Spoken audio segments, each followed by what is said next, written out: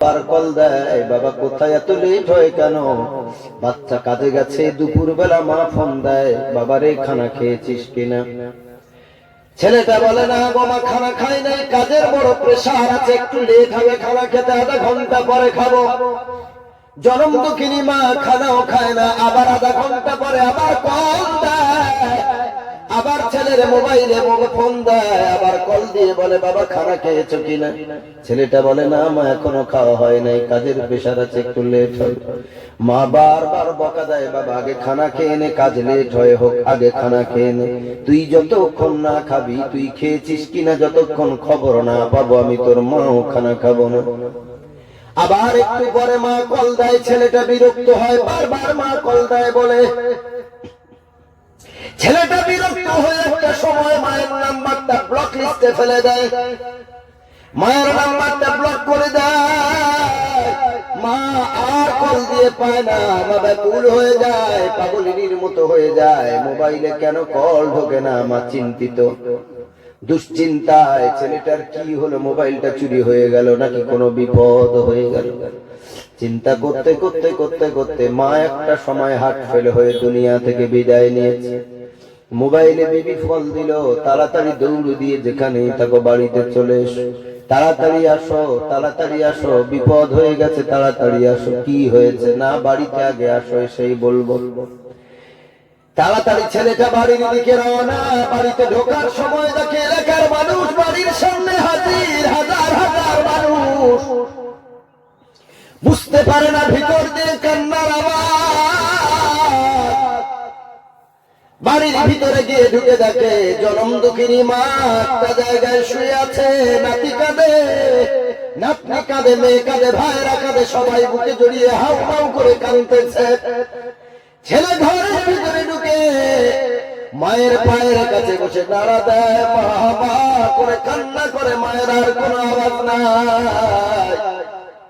মৃত মায়ের লাশটা বুকে জড়িয়ে ধরে হাউ হাউ করে কান্না করে আর বলে, মাগো আর আমার কে ফোন করবে, আর আমি খানা খেয়েছি কিনা কে খবর নেবে? মা আমি কাজে থাকতাম, তুমি বারংবার কল দিতে, আমার খোঁজ নিতে, বলো মা আজকের পর থেকে আর আমার কেউ তো খোঁজ নেবে না। আমি যতক্ষণ বাড়ি না ফিরতাম তুমি দরওয়াজা খুলে রাখতে, আমার সাইকেলের আওয়াজ, বাইকের আওয়াজ পেলেই তুমি বুঝতে পারতে আমি ফিরেছি। তাড়াতাড়ি দরওয়াজা খুলে দিয়ে আমার কপালে চুমা দিতে রে মা। আমার জন্য কে আর অপেক্ষা করবে, কে আমার খোঁজ নেবে? আমার যখন রোগ হতো, বিমার হতো, সারা রাত তুমি আমার মাথার পাশে বসে থাকতে। ভাইরা আমার, আল্লাহ রাব্বুল আলামিন বলেন, ওয়াকাদা রাব্বুকা আল্লা তা'বুদু ইল্লা ইয়্যাহু ওয়া বিল ওয়ালিদাইনি ইহসানা। আল্লাহ সন্তানের পিতা মাতাকে কতই ভালোবাসেন। আল্লাহ রাব্বুল আলামিন 15 নম্বর পারায় বলেন, আমি আল্লাহ ফয়সালা করে দিয়েছি, আল্লাহ তা'বুদু ইল্লা ইয়া, আমি আল্লাহ আমাকে ছাড়া তুমি আর কারো ইবাদত করবে না। আমার ইবাদতের পর দ্বিতীয় তোমার যেই কাজ, ওয়া বিল ওয়ালিদাইনি ইহসানা, তোমার পিতা মাতার প্রতি তুমি ইহসান করবে। ইহসানের বাংলা অর্থ হলো বোনাস। ইহসানের বাংলা কি? আপনাদের বোনাস বলে তো? ওই যে কোম্পানি বোনাস দেয় না মাসে, পুজোর সময়, ঈদের সময় দেয় কিনা আমি জানি না, পুজোর সময় দেয়। ইহসান মানে বাড়তি দেওয়া, আর হক এটা আলাদা, অধিকার এটা আলাদা। আপনি যেমন ঘরে আছেন আপনার পিতামাতাকে তেমনি ঘরে রাখবেন, এটা হলো হক, এটা ফরজ তাদের। আপনি যে মানের খানা খান সেই মানের খানা পিতামাতাকে খাওয়ানো ফরজ। আপনি যেই মানের কাপড় পরেন ওই মানের কাপড় পিতামাতাকে পরানো ফরজ, ওটা দিতেই হবে, ওটা হক। ইহসানের কথা আল্লাহ পিতামাতার ব্যাপারে বললেন, হক আদায় করা তো ফরজ, কিন্তু আল্লাহ পিতামাতার ব্যাপারে হকের কথা যেমন বলেছেন, আল্লাহ বারংবার ইহসানের কথা বলেছেন, ওয়া বিল ওয়ালিদাইনি ইহসানা, পিতামাতাকে ইহসান করো, পিতামাতাকে ইহসান করো। ইহসান মানে তুমি যেমন খাও, যদি পারো তার থেকে ভালো মানের খানা খাওয়াও আব্বা মাকে। তোমার ঘর যেমন সুন্দর, তার থেকে তোমার আব্বা মায়ের ঘরটা আরো সুন্দর দাও। তুমি যেই মানের কাপড় পরো, যত দামের, তার থেকে পারলে বেশি দামের জামা কাপড় আব্বা মাকে পরাও। এর নাম হলো ইহসান।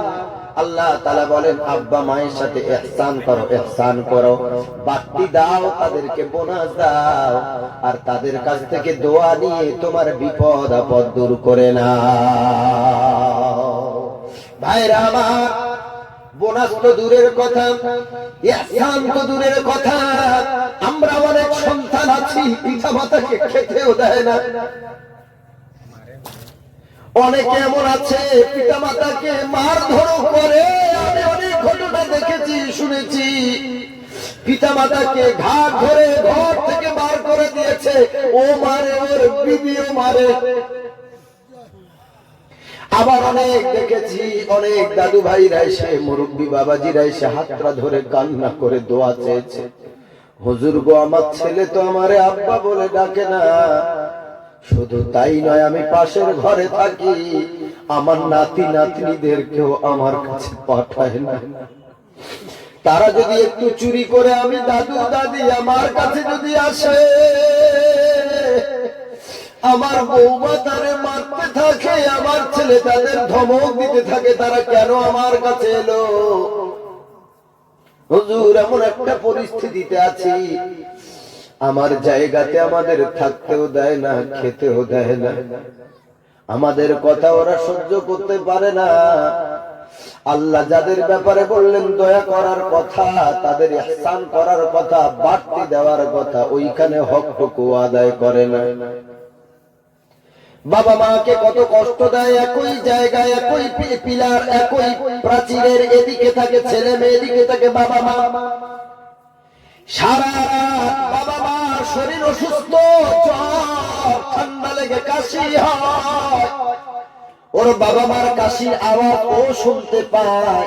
একদিনের জন্য, এক মুহূর্তের জন্য এসে জিজ্ঞাসাও করে না, তোমার কাশি হয় বাবা, চলো ডাক্তারের কাছে নিয়ে যাই। চলো মা গো, ডাক্তারের কাছে নিয়ে যাই। দেখতেছি 1 সপ্তাহ ধরে তোমার কাশি হয়। কিন্তু নিজের বাচ্চার যদি জ্বর হয়, নিজের বাচ্চার যদি ঠান্ডা লাগে, 500 টাকা 1000 টাকা ফিস দিয়ে ডাক্তার দেখায়, 1500 টাকার ঔষধ মেডিসিন ডাক্তার লিখে দেয়, নেবুলাইজেশন করার জন্য ডাক্তার লিখে দেয়, কত আপনার কিনা রিপোর্ট করার জন্য ডাক্তার লিখে দেয়। নিজের বাচ্চার ব্যাপারে দামি দামি ডাক্তার দেখাও, আর নিজের আব্বা মায়ের জন্য ডাক্তার দেখানো তো দূরের কথা, খবরটুকু রাখে না। ভাইরা আমার, বাপ্পা যতদিন বেঁচে আছে ততদিন দোয়া না। বিদেশে বিরাজ্যে যখন সন্তান মারা যায়, পশু পাখি না জানিতে আগে জানে তার মা। সন্তানের যদি কোনো বিপদ হয়, মায়ের কলিজার সাথে সন্তানের কলিজা এমন একটা আল্লাহ কানেকশন করে দিয়েছেন, পৃথিবীর কেউ না বুঝলেও জনম দুঃখিনী মাটা বুঝতে পেরে যায়। তুমি ভাবতেছ এই শীতকালে সকালবেলা তোমার আব্বা মা দরজা কেন খোলা রেখেছে, জানালা কেন খোলা রেখেছে, তুমি চিন্তাও করতে পারো না। অথচ তোমার মতো সন্তান মাকে কষ্ট দিয়েছে, বাবাকে কষ্ট দিয়েছে। 24টা ঘন্টা মায়ের সামনে তুমি যাও না, মা বলে একটা ডাকও দাও না, আব্বু বলে একটা ডাকও দাও না।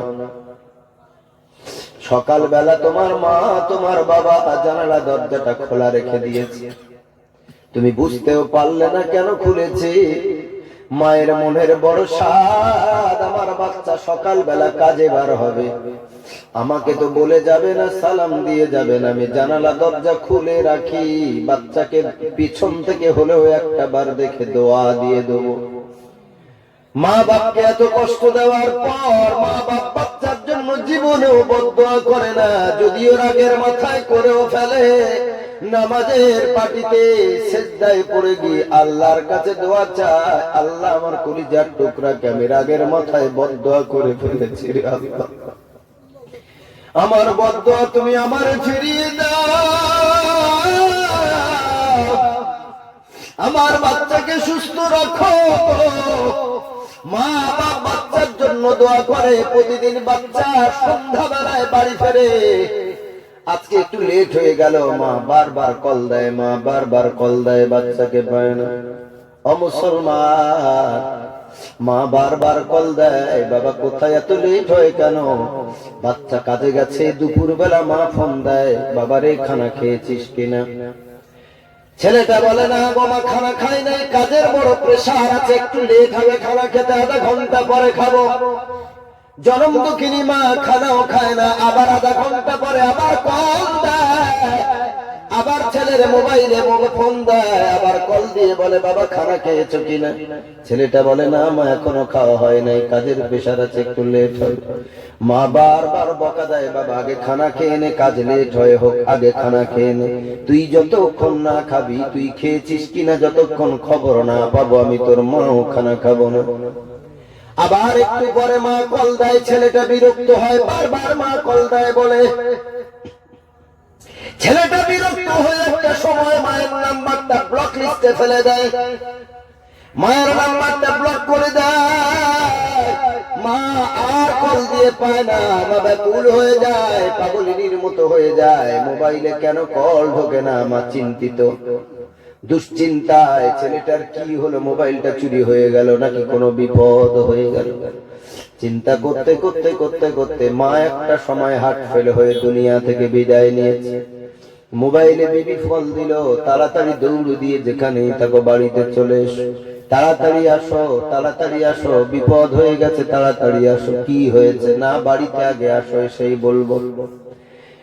তাড়াতাড়ি ছেলেটা বাড়ির দিকে রওনা। বাড়িতে ঢোকার সময় দেখে এলাকার মানুষ বাড়ির সামনে হাজির, হাজার হাজার মানুষ। বুঝতে পারে না ভিতর দিয়ে কান্নার আওয়াজ। বাড়ির ভিতরে গিয়ে ঢুকে দেখে জনম দুঃখিনী মা একটা জায়গায় শুয়ে আছে, নাতি কাঁদে, নাতনি কাঁদে, মেয়ে কাঁদে, ভাইরা কাঁদে, সবাই বুকে জড়িয়ে হাউ হাউ করে কাঁদতেছে। ছেলে ঘরের ভিতরে ঢুকে মায়ের পায়ের কাছে বসে নাড়া দেয়, মা মা করে কান্না করে, মায়ের আর কোনো আওয়াজ নাই। মৃত মায়ের লাশটা বুকে জড়িয়ে ধরে হাউ হাউ করে কান্না করে আর বলে, মাগো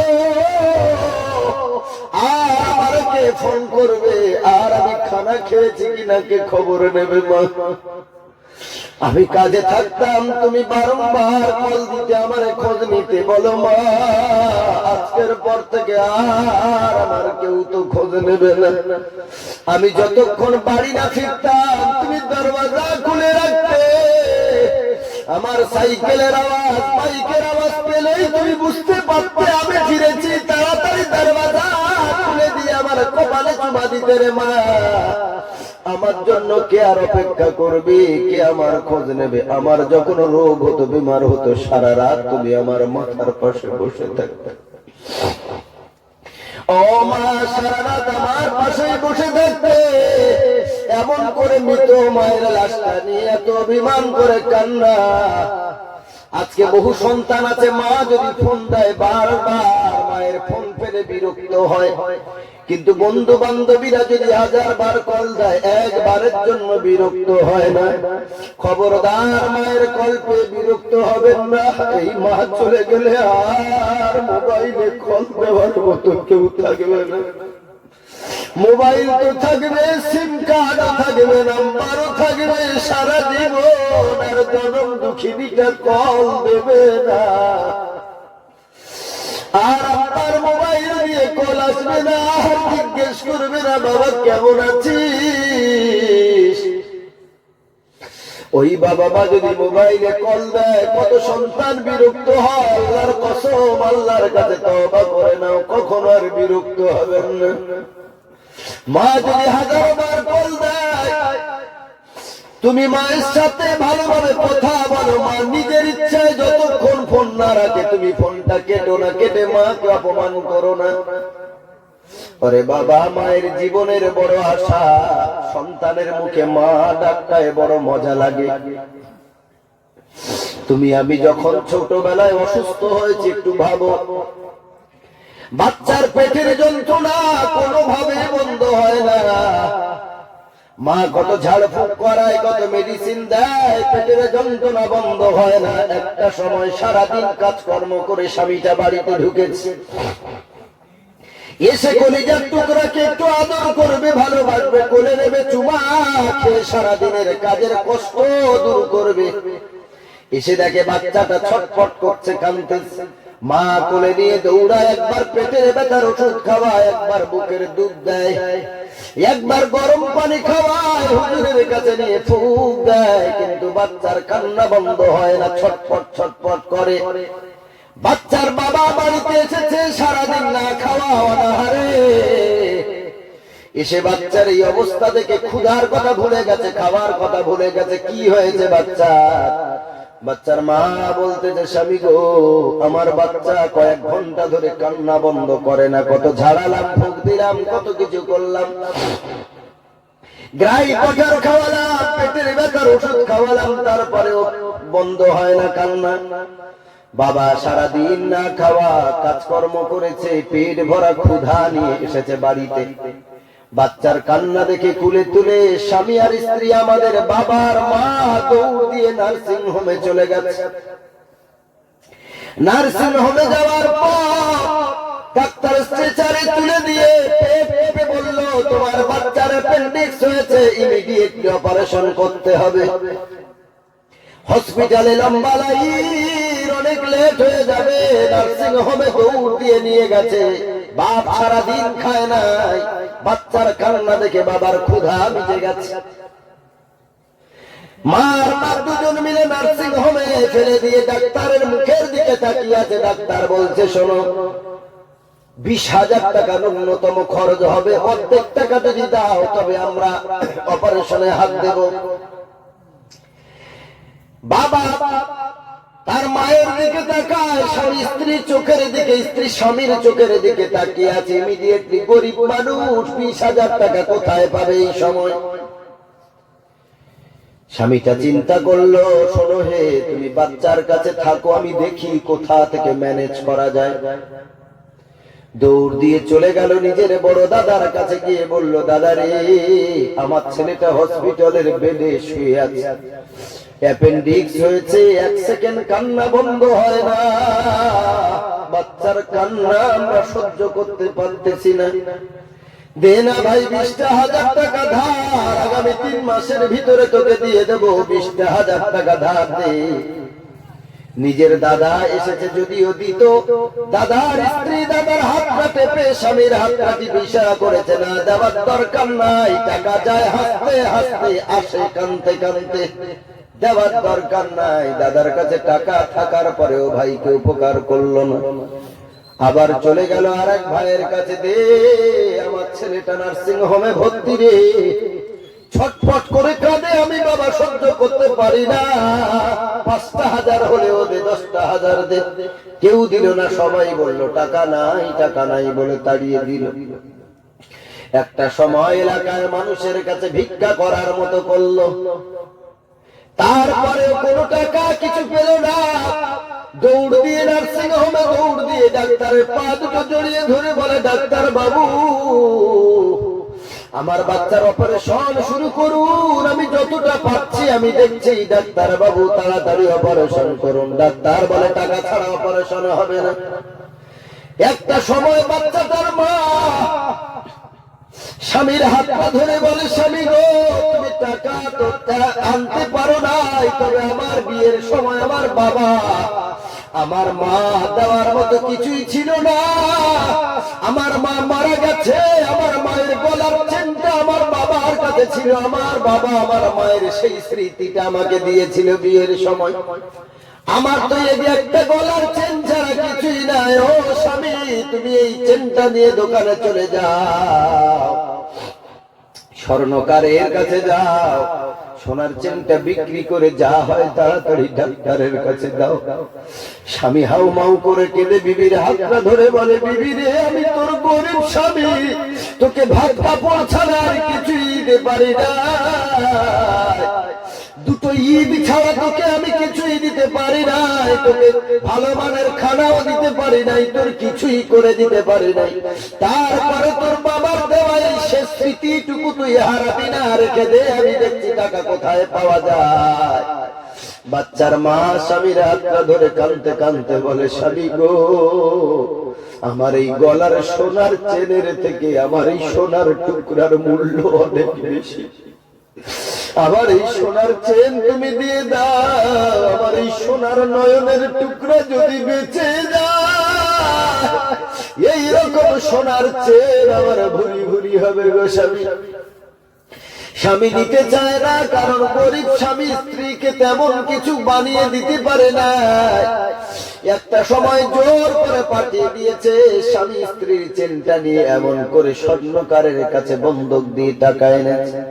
বাচ্চাটার অপারেশন হলো। অপারেশন করার পর বাচ্চাটাকে নিয়ে মা কোলে তুলে কোলেতে বসিয়ে নিয়ে যখন গাড়িতে যায়, বাচ্চার দৃষ্টি পড়েছে মায়ের গলার দিকে। দেখলো মায়ের গলায় ওই স্বর্ণের চেনটা নাই, যেটা নিয়ে খেলা করত। মায়াকে ডেকে বলছে, মা গো, তোমার গলার হার কোথায়, গলার চেনটা কোথায়? মা হাউ মাউ করে কান্না করে বাচ্চাকে বুকের ভিতরে চাপ দিয়ে জড়িয়ে ধরে বলছে, আমার সোনা তো আমার কোলেই বসে আছে, আমার সোনার দরকার নাই। ও মুসলমান বাবাজি, ওই দিন নার্সিং হোমে হসপিটালে আমি আর তুমি পড়েছিলাম, দিনের পর দিন, রাতের পর রাত, বাবা মায়ের খানা ছিল না। মা বারবার তোমার আমার বাবাকে বলেছে, স্বামীকে বলেছে, যাও তুমি গিয়ে হোটেলে কিছু খেয়ে এসো। না খেয়ে কতক্ষণ থাকবে? বাপ কিছু খেতে চায় না, সন্তানের কষ্ট। কোন বাপ ভালো কিছু খেতে পায় না, একটু চা বিস্কিট খেয়ে বেঁচে আছে। বলছে, না রে, আমার সন্তানের অপারেশন যতক্ষণ না হবে আমি ওর বাপ কিছুই খাবো না। স্বামীটা গিয়েছে বাইরে থেকে রুটি কিনে এনেছে, খাবার কিনে এনেছে, বিবির কাছে দিয়েছে, নাও তুমি খেয়ে নাও। তুমি আর কতক্ষণ জেগে থাকবে বাইরে এইভাবে বসে থাকবে? কিছু তো অন্তত মুখে না, তোমার খোদা, তোমার বাচ্চা অসুস্থ, তুমিও না অসুস্থ হয়ে পড়ো, কিছু খেয়ে না। সন্তানের মা খাবার হাতে নেয় না, বললো, না না, পানি ছাড়া কিছুই পান করবো না, যতক্ষণ সন্তানের অপারেশন সাকসেসফুল না হয় ততক্ষণ আমি ওর মা একটা কিছুই দাঁতে কাটবো না। ওরে মুসলমান বাবাজি, ওই দিন সন্তানের সুস্থতার জন্য চিন্তা করে বাবা মা খানাও বন্ধ করে দিয়েছে। আজকে সেই বাবা রোগে পড়ে আছে, তাদের ডাক্তার দেখাবার জন্য 100-200 টাকাও দেয় না, ভালো কোনো ডাক্তার দেখায় না। ডাক্তার দেখাবার পয়সা দিতে হবে বলে মা বাবার কাছে যায় না, খবরও নেয় না। কিছু সন্তান আছে 100-200 টাকা হাতে দিয়ে বলে, ডাক্তার দেখিয়ে এসো। 100-200 টাকায় কিসের ডাক্তার খরচ? একটা কাশির সিরাপ, কফ সিরাপের দামই তো 150-র উপরে প্রায়। তারপরে তোমার বাবা মার অনেক অ্যান্টিবায়োটিক, অনেক মেডিসিন লাগবে, 100-200 কিছুই হয় না। কেন বাবা মা বাচ্চার কাছে টাকা চাইবে? বলে, বাবা মার কি দরকার যদি বলে তাহলে তো দিই। ওরে যুবক ভাইরা আমার, এই চিন্তা মাথায় থেকে বাদ দেন। যেই মা সন্তানের কান্নার ভাষা একদিন বুঝেছিল, সন্তান দোলাতে শুয়ে আছে, কান্না করতেছে, মা সন্তানের কান্নার কারণ বুঝতে পেরেছে। কান্না শুনে এটা কি কিছু কামড়েছে, তার পেটের কি যন্ত্রণা হয়, নাকি ক্ষুধার কান্না? কান্নার ভাষা মা বুঝতে পেরেছিল। আজকে বাবা মার মুখের দিকে তাকিয়ে বাবা মার কি দরকার, কি চাহাত, সেটা কি বুঝতে পারো না? তুমি প্রতি সপ্তাহে কিছু পয়সা বাবা মাকে দিয়ে তারা একটু চা খাবে, তারা একটু পান খাবে, চাইবে না।